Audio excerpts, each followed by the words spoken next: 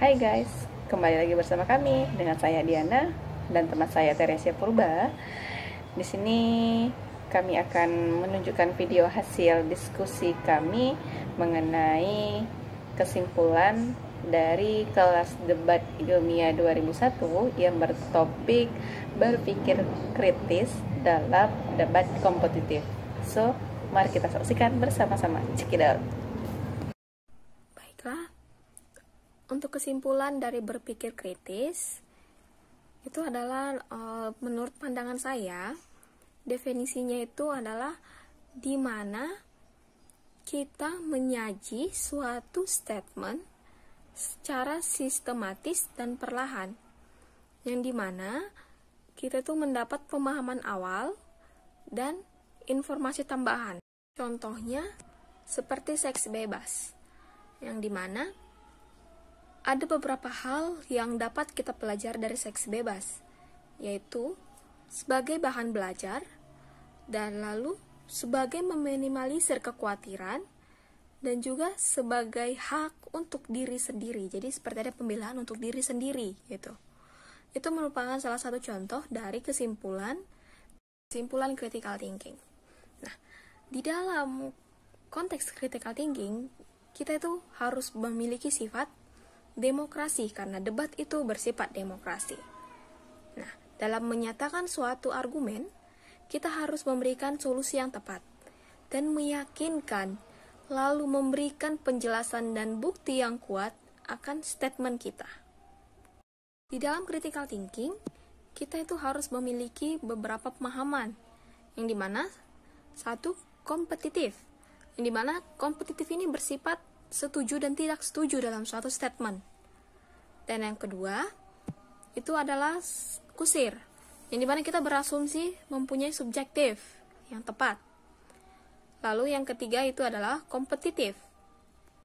Kompetitif yang dimana itu bersifat fundamental dan memiliki penerapan yang objektif. Lalu ada patrialistik, yang dimana kita itu harus mempunyai ideologi pemerintahan yang memiliki pemikiran rasional dibandingkan individu. Lalu ada uti, yang dimana itu pemerintahlah yang mampu atau berhak, yang dimana dia juga memberikan hak yang dimana tidak merugikan orang, walaupun itu bersifat sadis. Nah, lalu ada juga yang bernama liberan, dimana itu individu itu memiliki hak dan dia itu tidak menginginkan intervensi dari pemerintah. Lalu ada ontoki, yang dimana pemerintah itu melindungi dengan tidak adanya pengorbanan atas dasar manfaat. Lalu ada yang namanya perlindungan moral, yang dimana kita itu mempunyai hak dalam perlindungan moral dari pemerintah. Lalu ada yang namanya populisme, yang dimana itu jika banyak masyarakat yang menerima kebijakan tersebut, maka pemerintah itu berhasil dalam membuatkan suatu kebijakan. Lalu yang terakhir ada yang namanya efek jerah, yang dimana ini adalah suatu ketetapan dari pemerintah untuk masyarakat untuk menimbulkan rasa takut dan cemas kepada masyarakat dengan memberikan hukuman maksimal, sehingga masyarakat itu bisa lebih tertib lagi dalam menjalankan suatu undang-undang pemerintahan.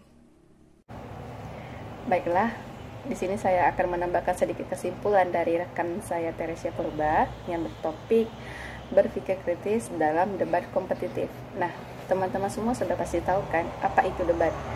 Nah, debat itu sendiri adalah suatu instrumen demokrasi yang mana memiliki aspek kebebasan berekspresi atau berpendapat, yang kemudian pihak oposisi atau pihak yang memberikan kritikan.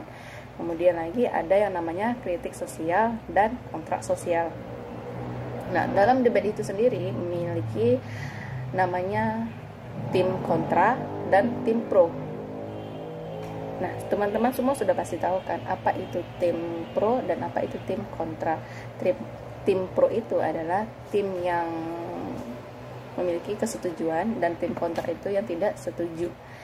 Nah, sebagai individu atau sebagai seorang debaters atau debat kompetitif harus mengetahui apa saja peraturan-peraturan yang ada di dalam debat itu sendiri, yang mana kita harus tahu dan memahami bahwa setiap informasi, setiap ide adalah kontekstual, bergantung kepada situasi, kepentingan, serta bergantung kepada manfaat, agar ketika seseorang atau suatu individu memberikan kritikan atau memberikan pendapat, tidak berdasarkan hanya sebagai opini, namun dia memiliki yang namanya penjelasan, sehingga dari pendapat yang dia berikan itu benar-benar merupakan hasil dari idenya itu jelas, penjelasannya juga harus jelas, kemudian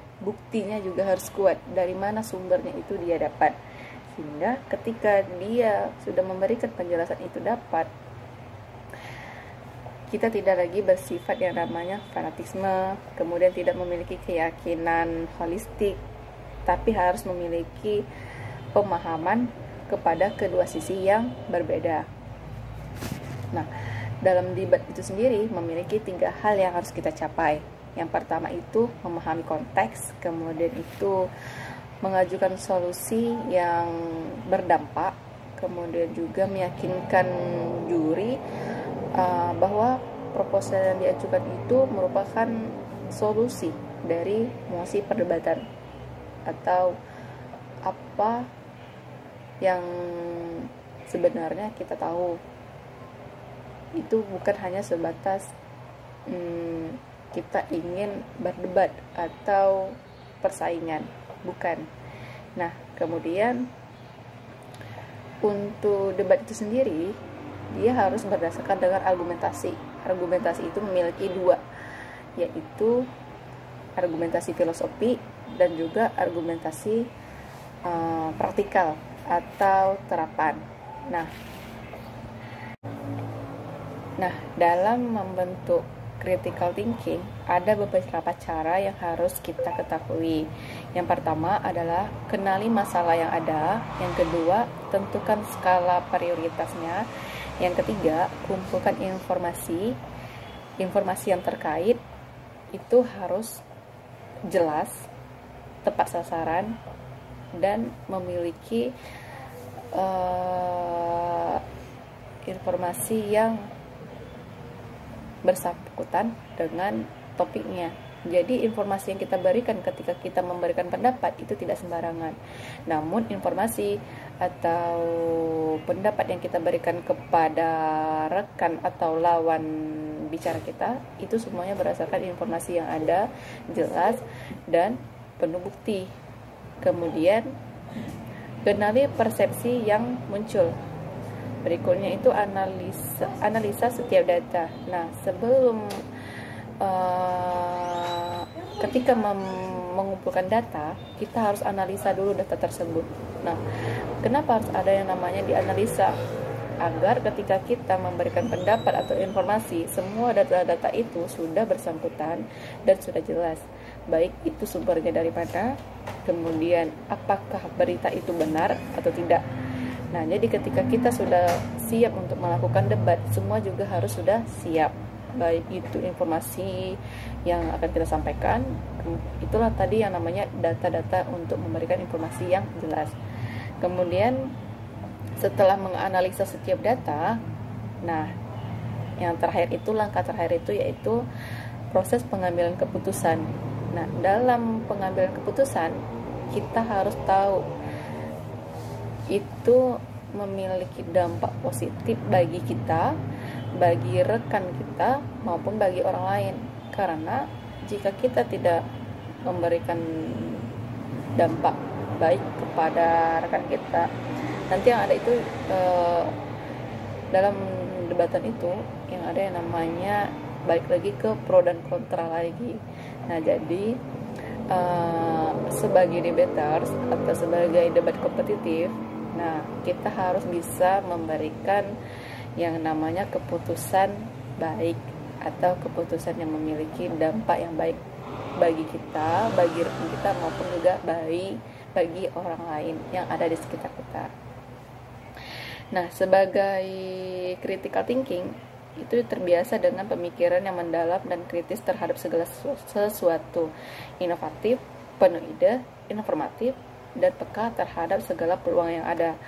Nah, ketika kita sudah sebagai pemilik critical thinking, kita biasanya itu mampu mengambil keputusan yang baik dan berdampak positif.